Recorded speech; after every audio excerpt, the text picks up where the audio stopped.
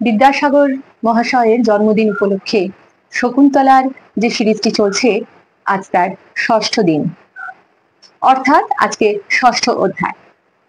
পঞ্চম অধ্যায়ে আমরা দেখেছি যে রাজা দুষ্মন্ত শকুন্তলাকে চিনতে পারেনি, আর শকুন্তলাও কোনো রকমেই রাজা দুষ্মন্তের স্মৃতি ফেরাতে পারেননি তার বিষয়ে। এমনকি তারা চলে যাওয়ার পর সেই পঞ্চম অধ্যায়ের শেষে যখন ষষ্ঠ অধ্যায় শুরু হচ্ছে, তখন দেখছি যে একটি জেলে অর্থাৎ ধীবর জেলে সে নদীতে মাছ ধরে এনেছে, বড় বড় রুই কাতলা মাছ। এরকমই একটি রুই মাছ এনে সে বাড়িতে কেটে কেটে এবার সে বিক্রি করবে। এবার সে কাটা মাছ বিক্রি করতে যাবে, এমন সময় সে মাছের পেট থেকে একটি সোনার আংটি সে ধীবরটি পাচ্ছে। ষষ্ঠ অধ্যায় শুরুতেই আমরা দেখছি সেই ধীবরের কাহিনী। সেই ধীবর সে মাছের পেট থেকে সে আংটিটি পাওয়ার পর দেখছি তো বহুমূল্য আংটি। সে তখন তার অভাব মেটাতে সে আংটিটা মণিকারের কাছে নিয়ে গেছে। মণিকার অর্থাৎ আমরা যাকে এখন বলি জহুরি, সেই মণিকারের কাছে নিয়ে গেছে। মণিকার সব পুঙ্খানুপুঙ্খ যাচাই করছেন, করে বলছেন এত মূল্যবান আংটি, আর এই আংটির মাঝে তো রাজার নামাঙ্কিত আংটি, এ তুমি কোথায় পেলে? ধীবর বলছে আমি নদীতে মাছ ধরতে গেছিলাম, সেই একটি বড় রুই মাছের পেট থেকে এটা পেয়েছি। মণিকার তো বিশ্বাস করছে না। মণিকার বলছে বেটা চোর, তুমি ধীবর মাছ ধরতে গিয়ে পেয়েছো, তোমাকে আমি চৌকিদারের হাতে দেব। তাকে বেশ করে মার ধর করে চৌকিদারের হাতে দিয়েছে। চৌকিদারও তাই, তাকে এত মার মেরেছে এত মার মেরেছে, কিছুতেই আর অন্য কথা বলাতে পারেনি। কেবলই বলে চলেছে ধীবর, আমি ধীবর মাছ ধরি, আমি সচি তীর্থে মাছ ধরতে গেছিলাম, সেখানেই একটি বড় মাপের রুই মাছ পেয়েছি এবং সেই মাছের পেট থেকে আংটিটা পেয়েছি। তখন নগরপালের কাছে সে চৌকিদার ধীবরকে নিয়ে গেল। নগরপালও তাই, কোনোভাবেই বিশ্বাস করতে পারলেন না। শেষে রাজবাড়ি গেল। রাজার সামনে সেই খবর পেশ হতেই রাজা বললেন কই দেখি, এবং সেই আংটিটি নগরপাল দেখালেন এবং ধীবরের জন্য বললেন যে এই সেই ব্যক্তি যে মাছ ধরার নাম করে আপনার আংটি চুরি করেছে। কিন্তু রাজা দুষ্মন্ত ছিলেন অত্যন্ত সৎ রাজা। যদি তুলনা করি তাহলে আমরা রঘুরাজ রামের সাথে তুলনা করতে পারি। তিনি অত্যন্ত ভালো মানুষ ছিলেন, তার ন্যায় নীতি বোধ এগুলি ছিল অত্যন্ত সূক্ষ্ম বিচক্ষণ রাজা।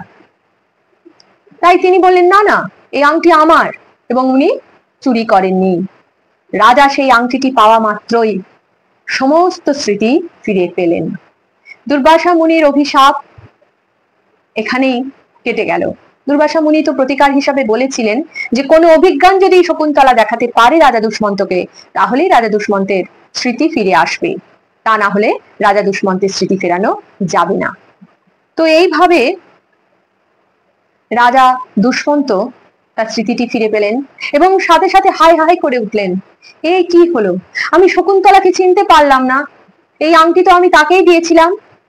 আর আমি যখন সেই মহর্ষি কর্ণের কুটির থেকে শকুন্তলার কাছে বিদায় নিয়ে আমার রাজধানীতে ফিরে এসেছিলাম, তখন শকুন্তলাকে আমি এই আংটিটি দিয়ে বলেছিলাম এই আংটিতে আমার নামাঙ্কিত যতগুলি অক্ষর আছে ততগুলি দিন পরেই আমি তোমাকে ফিরিয়ে নিয়ে যাব।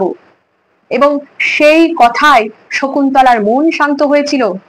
সাথে সাথে রাজা মাধব্যকে বলছেন, হে মাধব্য, হে সখা, আমি কি ভুল করেছি, আমি কি করে এই ভুলের মাসুল দেব? আমি শকুন্তলাকে চিনতে পারলাম না। এইবার রাজা দুষ্মন্তের বিলাপ কাল উপস্থিত হলো।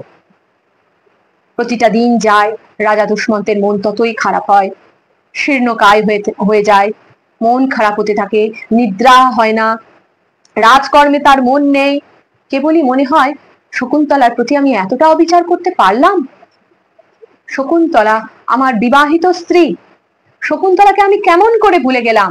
তার সাথে সেই প্রণয়ের দিন, তার সাথে সেই প্রথম দেখার দিন, শকুন্তলা তো আমার এই রাজগৃহে এসেও আমাকে কত কথাই বলে গেল, কিন্তু আমি কি কিছুই মনে করতে পারলাম না। কি করে হলো, আমি কি করে এত কথা ভুললাম?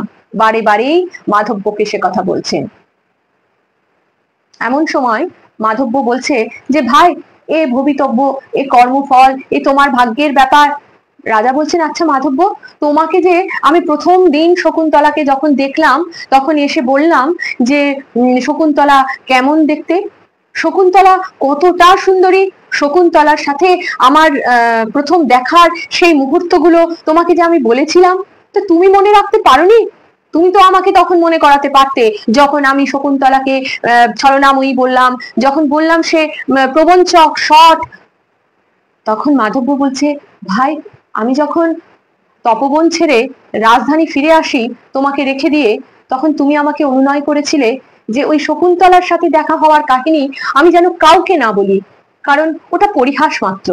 আমি সেই কথাটুকুই সত্য বলে মনে করেছিলাম, তোমার সব কথাকে মিথ্যা করে তোমার শেষ কথাটিকে সত্য করেছিলাম, আর তাই আমি কাউকেই বলিনি, আর তোমাকেও আমি স্মরণ করাতে চাইনি।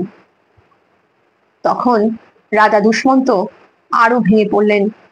তিনি তখন চিত্রকরকে বললেন যে তার চিত্র আঁকার যত উপকরণ আছে, এখন আমরা যেগুলোকে বলি প্যালেট তুলি, সেই বর্তিকা, সেই চিত্রলেখা অর্থাৎ কাগজ, সেগুলি সেই রাজা আনার ব্যবস্থা করতে বললেন। চিত্রকর সমস্ত কিছু দিয়ে গেলে রাজা নিজের মনের ইচ্ছায় এমন একটি ছবি আঁকলেন, সেই হলো শকুন্তলার ছবি। এবং মাধব্যকে রাজা বলছেন যে দেখো মাধব্য, দেখো এই হচ্ছে আমার শকুন্তলে। আর মাধব্য দু চোখ ভরে দেখছেন আর বলছেন যে ভাই, এত সুন্দরী মহিলা তুমি কি করে আঁকলে? বলছে, তুমি তো শকুন্তলাকে দেখোনি। রাজা বলছে মাধব্যকে, তুমি তো শকুন্তলাকে দেখোনি, তার সেই রূপ, তার সেই অঙ্গ সৌষ্ঠব যেন ঈশ্বর প্রদান করেছেন, যেন ঈশ্বরের চিত্রকর সেই তুলি দিয়ে এঁকেছেন।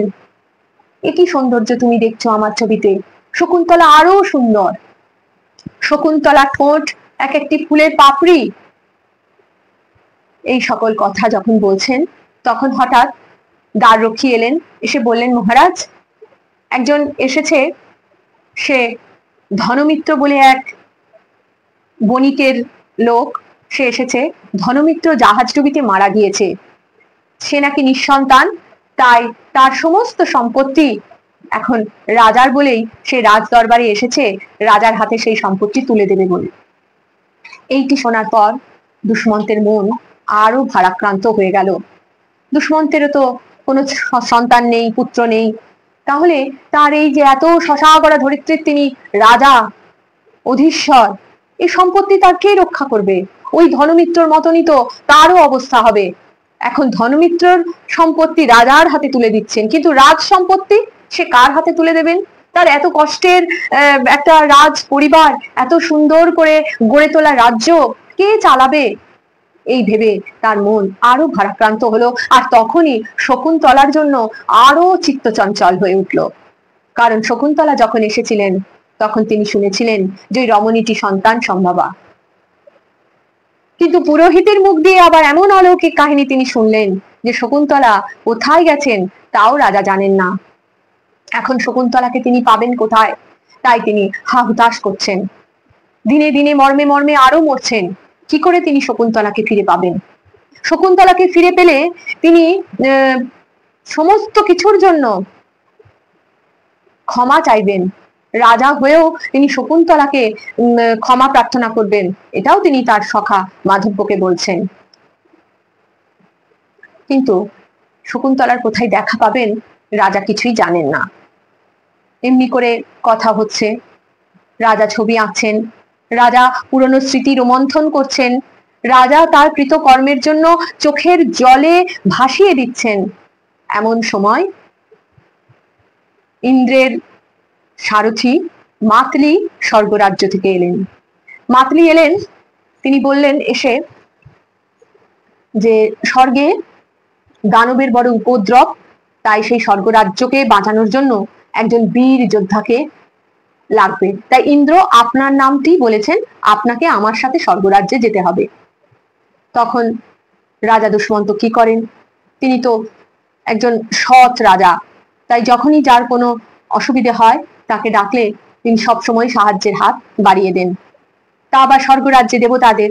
তাই তিনি এবার মাতলির সঙ্গে স্বর্গরাজ্যে গেলেন সেই দানবদের প্রতিরোধ করবার জন্য। এইভাবে ষষ্ঠ অধ্যায়টি শেষ হলো। রাজা দুষ্মন্তের শোক তাপ, রাজা দুষ্মন্তের শোকাতুর চিত্তের বর্ণনা দিয়েই ষষ্ঠ অধ্যায়টি বিদ্যাসাগর শেষ করলেন। নমস্কার, ভালো থাকবেন, সুস্থ থাকবেন। আসছি পরের দিন সপ্তম অধ্যায় অর্থাৎ শেষ অধ্যায়টি নিয়ে।